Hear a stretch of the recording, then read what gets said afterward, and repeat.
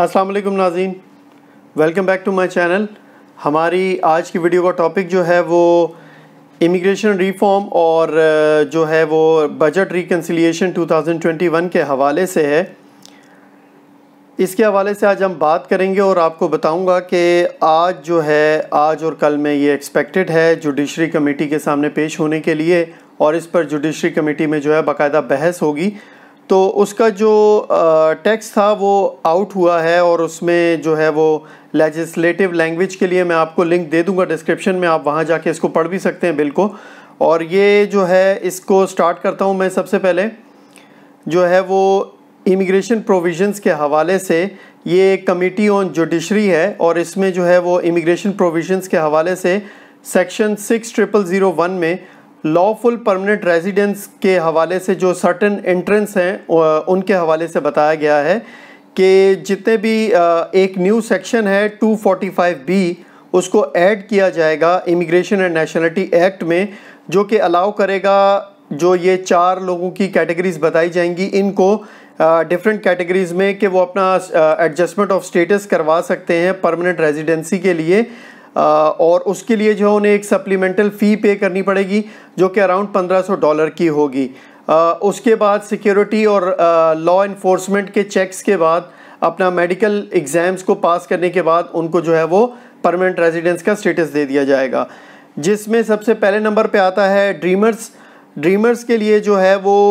कम से कम भी जो है अमेरिका में 1 जनवरी 2021 तक फिज़िकली प्रेजेंट होने चाहिए, 18 साल या उससे कम की उम्र में दाखिला होना चाहिए उनका। इसके अलावा एजुकेशन या मिलिट्री रिक्वायरमेंट्स में जो है वो लाजमी है कि इन 4 में से कोई एक चीज़ होनी चाहिए कि वो ऑनरेबली सर्विस कर रहे हों यूएसए की मिलिट्री फोर्सेस में, या फिर किसी स्कूल कॉलेज या यूनिवर्सिटी में हायर एजुकेशन के लिए या पोस्ट सेकेंडरी के क्रेडेंशियल के लिए, और या फिर किसी टेक्निकल एजुकेशन के लिए स्कूल में एडमिशन लिया हुआ यूएसए के अंदर। इसके अलावा 3 साल के अरसे के अंदर जो है वो अप्लाई कर सकते हैं अपना एडजस्टमेंट ऑफ स्टेटस, और उसके लिए उनको अपना 3 साल की इनकम का रिकॉर्ड भी शो करना होगा। इसके बाद जो है वो अपनी एनरोलमेंट शो करनी होगी यूएसए की किसी भी higher education, post secondary credentials या फिर कैरियर टेक्निकल एजुकेशन स्कूल वगैरह, या यूएसए की करंट एम्प्लॉयमेंट या पार्टिसिपेशन इन एनी इंटर्नशिप या अप्रेंटिसशिप या फिर कोई भी सिमिलर ट्रेनिंग प्रोग्राम्स। इसके बाद एसेंशियल वर्कर्स के लिए जो है वो कंटिन्यूसली फिज़िकली प्रेजेंट होने चाहिए यूएसए में 1 जनवरी 2021 तक, और जो है वो consistent record of income show करेंगे यूएसए में अपने ऑक्यूपेशन की लिस्टिंग के हवाले से, जो कि डीएचएस की जानिब से जारी की गई हैं। और उनके ऊपर जो है जो लोग भी कोविड के टेन्योर के दरमियान 10 अगस्त 2021 के पीरियड तक जो है वो 31 जनवरी 2020 से 24 अगस्त 2021 के दरमियान काम करते रहे हैं, वो भी अपना शो कर सकते हैं एसेंशियल वर्कर्स अपना रिकॉर्ड वगैरह। उसके बाद वो ये है टेम्प्रेरी परमानेंट स्टेटस वाले लोग जो कि कंटिन्यूसली फिज़िकली जो है प्रेजेंट होने चाहिए यूएसए में 3 साल से ज़्यादा के लिए, और किसी भी कंट्री का नेशनल होना चाहिए वो बंदा। अगर किसी कंट्री का नेशनल नहीं है तो फिर जो है वो उसको जो है कहीं ना कहीं जो है person has no nationality with TPS designation on 1 January 2017, तो वो भी एलिजिबल, और उसके लिए एलिजिबल होना लाजमी है टीपीएस के लिए 1 जनवरी 2017 तक कि उसने अप्लाई किया हो और वो एलिजिबल हो। इसके अलावा किसी भी किस्म के जो है वो कंडक्ट जिसमें उसकी कोई भी उसके ऊपर कोई ऐसा कंडक्ट आता हो जिसकी वजह से कोई किसी भी केस वगैरह में मुलविस हो, तो उस सूरत में वो इनएलिजिबल हो जाएगा। और डीईडी जो है उसके लिए जो है वो बताया गया है कि फ़िज़िकली प्रेजेंट होना चाहिए यूएसए में 3 साल के लिए, और एलिजिबल होना चाहिए डेफर्ड एनफोर्स डिपार्चर के लिए 20 जनवरी 2021 तक, और किसी भी चीज़ में इंगेज नहीं होना चाहिए किसी कंडक्ट में उस डेट तक जिसमें उस सूरत में जो है उसको वो इनएलिजिबल कर देंगे। इन कैटेगरीज़ के अंदर जो लोग हैं वो उनके ऊपर इनएलिजिबिलिटी भी आती है एडजस्टमेंट ऑफ स्टेटस की सूरत में। उसके लिए क्या है कि सेक्शन 212A का जो इनएडमिसिबिलिटी ग्राउंड्स हैं related to criminal record, security checks वगैरह, alien smugglers, students visa abusers, अच्छा people permanently eligible for citizenship, या फिर जो लोग पॉलीगैमी वगैरह प्रैक्टिस करते हैं वो लोग, इंटरनेशनल चाइल्ड एब्डक्टर्स, या फिर अनलॉफुल वोटर्स जो हैं उनके लिए वो इनएलिजिबिलिटी है ये एडजस्टमेंट ऑफ स्टेटस के लिए, या फिर वो लोग जो इंसाइटेड हैं, असिस्टेड हैं या participated in any kind of जो है हरासमेंट वाले मामलात में मुलव्वस रहे हैं। इसके अलावा जो है इमिग्रेशन स्टेटस या क्राइम का जो है वो मैक्सिमम सेंटेंस उन लोगों की जो है मोर देन अ ईयर और 3 और मोर ऑफेंसिव, या तो उनकी जो है वो 1 साल की सज़ा हो या 3 से ज़्यादा जराइम में वो मुलव्वस हों, और डिफरेंट डेट्स में ही बेशक हों, लेकिन फेडरल लॉ के मुताबिक वो 3 जराइम में अगर मुलव्वस हैं तो उसके लिए जो है essential element and the person was imprisoned for an aggregate of 90 days, तो या फिर fail to register for selective service if required. इन हालात में वेवर्स तो अवेलेबल हैं INA के A2 के हिसाब से criminal grounds, smuggling, student visa abusers और अनलॉफुल वोटर्स के हवाले से, लेकिन वो बेस करता है ह्यूमैनिटेरियन, फैमिली यूनिटी या फिर पब्लिक इंटरेस्ट के ग्राउंड्स पर। तब हो सकता है कि उनको वेवर शायद मिल जाए, डिपेंड करता है अप्लाई करने पर। DHS may not automatically treat an expunged conviction as a conviction, तो वो जो है वो इसको केस बाय केस देखेंगे, नेचर बाय नेचर और सिविरिटी वाइज देखेंगे केस को, और फिर उस ऑफेंस के हिसाब से वो उसका डिसीजन देंगे। वो लोग जो कि रिमूवल प्रोसीडिंग्स में हैं उनके हवाले से ये होगा कि वो फाइनल ऑर्डर के इंतज़ार में है रिमूवल के हवाले से, या वॉलंटरी डिपार्चर के लिए, या फिर उनके हवाले से ये होगा कि DHS जो है डिपार्टमेंट ऑफ होमलैंड सिक्योरिटी वो एक पर्सन के ज़रिए अपॉर्चुनिटी उनको प्रोवाइड करेगा कि वो अपने आप के लिए अप्लाई करें एडजस्टमेंट के लिए इस सेक्शन के हवाले से। तो उसमें 2 तरीके होंगे कि request an opportunity to apply या फिर appears to be eligible to apply. अच्छा, DHS shall stay the removal of these people as long as they are not subject to a ground of ineligibility described above। मतलब जो पहले बयान किए गए इनएडमिसिबिलिटी के जो भी ग्राउंड्स बयान किए गए, अगर उनके ऊपर पूरा नहीं उतरता तो फिर उसको, या फिर वो किसी स्कूल में एनरोल्ड है तो उसके ऊपर केस को देखा जाएगा DHS की जानिब से।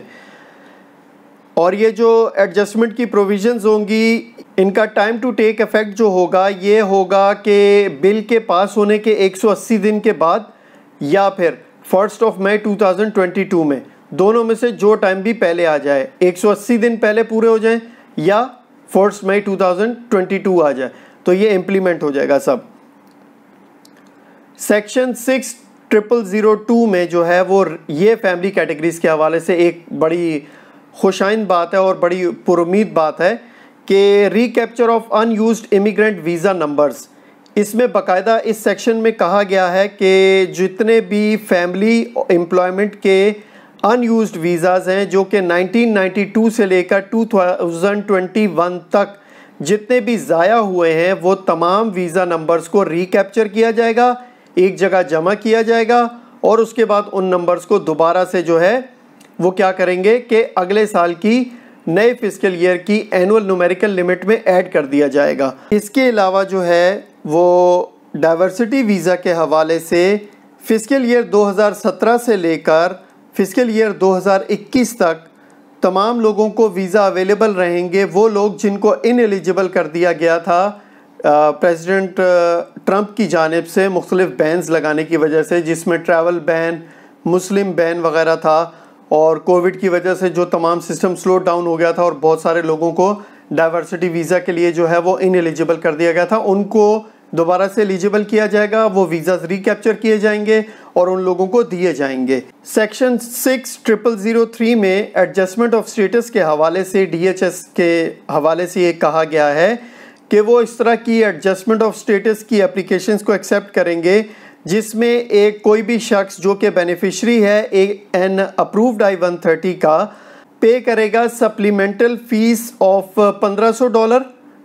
For principal applicant and $250 for each derivative. तो उस सूरत में जो है वो एडजस्टमेंट ऑफ स्टेटस के हवाले से जो है वो अप्लाई कर सकता है। लेकिन उसके लिए जो है वो बाकायदा DHS में exempt applicants from family numerical limits, तो उन लोगों को जो है DHS फैमिली न्यूमेरिकल लिमिट्स में से एग्जेम्प्ट कर देंगे और उनको एनुअल न्यूमेरिकल लिमिट्स में काउंट नहीं किया जाएगा जिन लोगों की प्रायोरिटी डेट 2 साल से ज़्यादा होगी और जो एडजस्टमेंट ऑफ स्टेटस के लिए अप्लाई कर रहे होंगे। कौन कौन से लोग होंगे इसमें, कौन सी कैटेगरीज हैं फैमिली की? ये FA1 है, FA3 है, FA4 इमिग्रेंट वीज़ा कैटेगरीज जो कि पे करेंगे $2,500 की फ़ीस। इसके अलावा एम्प्लॉयमेंट बेस्ड कैटेगरीज में अगर जो एडजस्टमेंट ऑफ स्टेटस के लिए अप्लाई करेंगे तो उसमें EB1, EB2 और EB3 के लिए $5,000 की फ़ीस पे करनी पड़ेगी। इसके अलावा जो EB5 की कैटेगरी है उसमें सप्लीमेंटल फ़ी जो होगी वो $50,000 की होगी। ये जो सेक्शन है इसका भी इफ़ेक्ट जो है जो इसका इत्तलाक होगा वो 180 डेज़ के बाद होगा पास होने के, या फिर 1 मई 2022 से होगा। फैमिली और EB5 के लिए जो प्रोविजंस हैं वो 30 सितंबर 2031 तक अप्लाई करने वालों के ऊपर अप्लाई होंगी, लागू होंगी और वो एलिजिबल होंगे। इसके बाद सेक्शन 6004 में जो है वो एडिशनल जो सप्लीमेंटल फ़ी के हवाले से कहा गया है। इस सेक्शन में जो है वो सेक्शन 6003 में बाकायदा जो लीगलाइजेशन प्रोग्राम है 6001 जो कि डाका और TPS और ये तमाम DED वगैरह के हवाले से वो अपनी तमाम फ़ीस को डिपॉजिट करेंगे general fund of the treasury of the US। और इसके अलावा फैमिली की F1, 2, 3, 4 तमाम कैटेगरीज़ के ग्रीन कार्ड की जो पटिशन्स होंगी उनके ऊपर भी एडिशनल $100 की फ़ीस लागू की जाएगी जो कि उन्हें पे करनी होगी। और इसके बाद जो है वो EB1, 2 और 3 में पटिशन के लिए जो भी लोग होंगे अकम्पनीड उनके लिए $800 की सप्लीमेंटल फ़ी होगी। EB5 की पटिशन में अकम्पनीड लोगों के लिए $15,000 की सप्लीमेंटल फ़ी जमा करवानी पड़ेगी। सेक्शन 6005 ये भी बहुत हद तक फैमिली कैटेगरीज़ और जितने भी लोग वीज़ा बैकलॉग्स में फंसे हुए हैं उनके हवाले से है। एक खुशाइंद बात है USCIS के हवाले से कि USCIS को जो है वो शेल बी अप्रोप्रिएटेड $2.8 बिलियन का बजट दिया जाएगा, जिसमें इसलिए कि वो इंक्रीज़ करें अपनी कैपेसिटी को जो न्यू प्रोग्राम्स ये मुतारिफ़ करवा रहे हैं DED, TPS और ये ड्रीमर्स वगैरह के हवाले से। और इसी तरह 6003 जो कि फैमिली कैटेगरीज़ के अंदर जो एडजस्टमेंट ऑफ स्टेटस के केसेस हैं एम्प्लॉयमेंट कैटेगरीज़ के और EB5 के जिन पे सप्लीमेंटल फ़ीस वगैरह लागू होगी उनके लिए न्यू एम्प्लॉयज़ को हायर करें और इसके अलावा मज़ीद न्यू एम्प्लॉयज़ हायर करें ताकि जितना भी बैकलॉग है उसको जल्द से जल्द ख़त्म किया जा सके। इसके अलावा जो है वो इसमें न्यू एम्प्लॉयज़ की भर्ती के अलावा बैकलॉग्स को ख़त्म करना, स्टाफ की हायरिंग, अपने इंफ्रास्ट्रक्चर को बिल्डअप करना और एप्लीकेशंस की प्रोसेसिंग को जल्द से जल्द और तेज़ से तेज़ करना, ये तमाम चीज़ें उनके बजट के अंदर शामिल हैं। तो ये जो अभी जो आया है, ये ट्रांसक्रिप्ट जो आया है, टेक्स्ट जो आया है, ये बेसिकली कोई फाइनल डिसीजन नहीं है और ये house judiciary immigration reconciliation bill का एक हिस्सा है। याद रखिए कि ये कोई फाइनल वर्जन नहीं है। जो हमें यहाँ पर जो लिंक दिया हुआ है इस पर जो लिखा हुआ है, हमने अभी तक जो है सेनेट का जो है वो फाइनल वर्जन नहीं देखा, तो बिल को जो है वो तकरीबन जाना पड़ेगा कमेटी के थ्रू और फिर ये मार्कअप प्रोसेस में जाएगा और उसके बाद हो सकता है कि इसके अंदर कुछ अमेंडमेंट्स मज़ीद हो जाएं, हो सकता है कुछ चीज़ें तब्दील हो जाएं, हो सकता है कुछ ऐड हो जाए, हो सकता है कुछ रिमूव कर दिया जाए इसमें से। मैं अपनी फ़ाइनल थॉट्स इसके ऊपर नहीं देता क्योंकि अभी ये सिर्फ एक बिल है और आप इसको कह सकते हैं कि एक प्रपोज़ल है ये बेसिकली। तो आज की डेट में इसके ऊपर और कल की डेट में इसके ऊपर जुडिशरी कमेटी के सामने बाकायदा बहस होगी और 15 तारीख तक इसको फाइनलाइज किया जाएगा। तो 15 तारीख को एग्जैक्टली पता चलेगा कि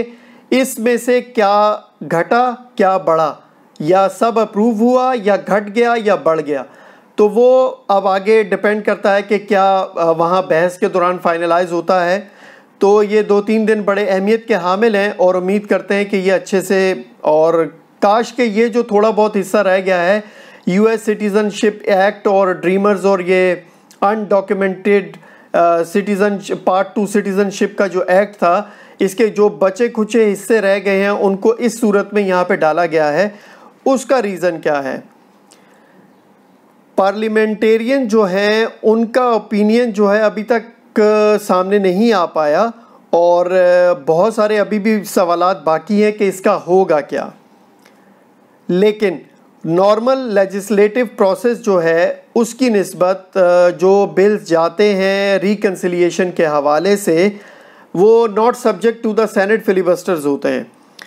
इसका मतलब है कि बजट रिकन्सिलिएशन बिल पास हो सकता है विद लाइक नॉर्मल मेजॉरिटी के ऑफ 50 वोट्स। इसको 60 वोट्स की ज़रूरत नहीं है, 50 वोट्स के ज़रिए भी अप्रूव हो सकता है, जिसमें वाइस प्रेसिडेंट जो हैं उनकी serving as a tie breaker होंगी वो। और बाकायदा प्रेसिडेंट बाइडेन ने भी कहा था कि वो ख़ुद भी इस इमिग्रेशन के ये जो प्रोसेस है और ये जो रिकन्सिलिएशन का बिल है इसको वो सपोर्ट करेंगे। तो इसके अलावा जो है एक सेनेटर हैं जो मंचिन, उन्होंने भी बाकायदा इसके बारे में कहा है कि वो इसको सपोर्ट करेंगे। इस हवाले से ये कहा जा सकता है कि बजट रिकन्सिलिएशन को बायड रूल जो है उसको लाजमी सेटिस्फाई करना होगा। और ये रूल कहता है कि रिकन्सिलिएशन जो है वो किसी भी प्रोविज़न में इसलिए यूज़ नहीं हो सकता जो कि बाद में कोई चीज़ बजट के लिए नुकसानदेह हो या गैर ज़रूरी या अनरिलेटेड हो, तो उसके लिए बजट रिकन्सिलिएशन को यूज़ नहीं किया जाएगा। लेकिन शुक्र है कि यहाँ पर एक चीज़ माजी में भी मौजूद है इस हवाले से, वो ये है कि रिकन्सिलिएशन को इस्तेमाल किया गया था इमिग्रेशन को इंक्रीज़ करने के लिए 2005 में, जिसमें सेनेट के रिपब्लिकन्स ने बाकायदा एक बिल पास करवाया था थ्रू रिकन्सिलिएशन प्रोसेस, जिसकी वजह से एम्प्लॉयमेंट कैटेगरीज के अंदर जो इमिग्रेशन थी वो एकदम बूस्टअप हुई थी और बहुत वीज़ाज ऊपर गए थे। उसमें उन्होंने सिंपल किया क्या था, उन्होंने $500 की जो है वो फ़ी इमिग्रेंट वीज़ा पटिशन के ऊपर बढ़ा दी थी, एडिशनल फ़ी डाल दी थी, जिसकी वजह से वो बजट रिकन्सिलिएशन में उसको शो किया गया कि भाई ये बजट के लिए फ़ायदेमंद चीज़ है, इससे बजट को फ़ायदा ही होगा, हमें पैसा मिलेगा, जाएगा नहीं हमारे पास से। तो उस तरह से बजट रिकन्सिलिएशन के अंदर इमिग्रेशन से रिलेटेड कुछ चीज़ों को अप्रूव करवाया गया था 2005 के अंदर। इसके अलावा यही जो 2005 वाला रिकन्सिलिएशन बिल था, इसने बाकायदा सेनेटर्स को एक तरह से आप कह सकते हैं कि सेनेटर्स को अलाउ किया कि वो इमिग्रेशन को एक्सपेंड करें बायड रूल को मीट करते हुए। तो बड़ी आसानी से उन्होंने दो चीज़ों को मिलाकर थोड़े से पैसे बढ़ाकर और बजट रिकन्सिलिएशन के अंदर इमिग्रेशन को मिला दिया और उसको अप्रूव भी करवा दिया था। तो यही वाला जो तरीकाकार है ब्लूप्रिंट का, इसको डेमोक्रेट्स जो हैं वो पार्ट 2 सिटीजनशिप के लिए इस्तेमाल करते हुए 2021 के बजट रिकन्सिलिएशन के अंदर ऐड करवा रहे हैं। तो इससे होगा क्या कि ये जो बिल है through some form of a revenue raising fee on application to obtain lawful status. तो इन तमाम मुश्किल हालात के बावजूद उम्मीद है कि हो सकता है कि पार्ट 2 सिटीजनशिप के हवाले से ये कुछ चीज़ें अप्रूव हो जाएं। अगर हो जाती हैं तो चलें, और कुछ नहीं तो दो चीज़ें फैमिली कैटेगरीज के हवाले से बहुत ज़्यादा फ़ायदेमंद हैं। वो ये है कि एक तो USCIS का बजट जो बढ़ेगा वो फ़ायदा देगा लॉन्ग टर्म में। इसके अलावा रिकैप्चर ऑफ जितने भी अनयूज्ड वीज़ाज़ हैं या स्पिल ओवर वीज़ाज़ हैं फ्रॉम 1992 से लेकर 2021 तक, इस हवाले से मैंने एक कैलकुलेशन भी की थी, उसका लिंक आपको इधर स्क्रीन पे नज़र आ जाएगा, आप वो वीडियो देख सकते हैं। जो मैंने एक एस्टिमेटेड स्पिल ओवर वीज़ाज़ को अगर रिकैप्चर किया जाए तो वो कितने बनते हैं और उसका क्या क्या बेनिफिट होगा, वो मैंने इस वीडियो के अंदर बाकायदा से आपको दिखाया भी है। तो आप वो वीडियो भी देख सकते हैं कि उससे कितना फ़ायदा होगा आइंदा आने वाले फिस्कल ईयर्स में इमिग्रेशन को। तो उसमें बहुत सारी वीज़ा कैटेगरीज़ के अंदर केस प्रोसेसिंग कुछ टाइम के बाद तेज़ हो जाएगा और वीज़ा की प्रोसेसिंग तेज़ हो जाएगी, वेटिंग टाइम्स कम हो जाएंगे जब बहुत ज़्यादा वीज़ाज़ आ जाएंगे। वो वीडियो का लिंक दोबारा आपसे कह रहा हूँ कि वो वीडियो का लिंक यहाँ पर है, आप उस वीडियो को पूरा देखिएगा तो आपको ये जो रिकैप्चर्ड वीज़ाज़ हैं उसके हवाले से जो मैं लॉजिक्स आपको दे रहा हूँ और जो फ़ायदे बता रहा हूँ वो आपको इस वीडियो में एक्सप्लेन हो जाएंगे। तो हमारी आज की वीडियो बजट रिकन्सिलिएशन और इमिग्रेशन रिफॉर्म के हवाले से यहीं तक थी। दोबारा आपसे कहता हूँ कि ये सिर्फ़ और सिर्फ तजावीज़ हैं और ये सिर्फ़ और सिर्फ एक बिल है, इसमें अमेंडमेंट्स भी हो सकती हैं, हो सकता है ये ऐसे ही अप्रूव हो जाए। तो अभी कुछ फाइनल नहीं आया, 15 तारीख को लेट्स सी कि क्या होता है और क्या रिज़ल्ट आता है। तो आज की वीडियो का यहाँ पे इख्तिताम करते हैं। नेक्स्ट वीडियो में आपसे किसी नई अपडेट और नई मालूमात के साथ मिलेंगे। तब तक के लिए इजाज़त। अपने दोस्तों, रिश्तेदारों और गिरदोनवा के लोगों का बहुत ख्याल रखिएगा। See you next time with the latest US immigration updates. अल्लाह हाफिज़।